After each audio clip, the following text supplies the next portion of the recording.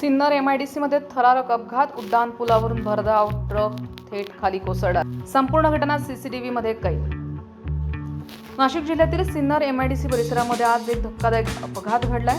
भरधाव वेगाने जात असलेल्या ट्रकवरील चालकाचं नियंत्रण सुटल्यानं ट्रक थेट उड्डाण पुलावरून खाली कोसळलाय। या भीषण अपघाताचा थरार परिसरातील CCTV कॅमेऱ्यामध्ये कैद झाला असून त्याचं दृश्य अंगावर काटा आणणार आहे।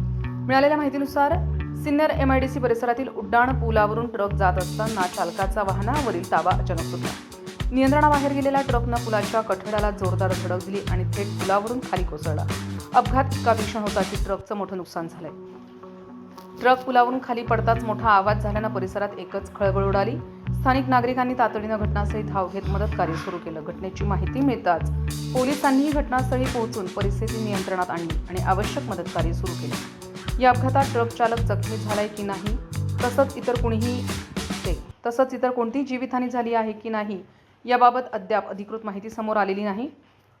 पोलिसांकडून अपघाताचं नेमकं कारण शोधण्यासाठी तपास सुरू असून परिसरातील वाहतूक काही वेळानं पूर्ववत करण्यात आली। संविधान न्यूज, नाशिक।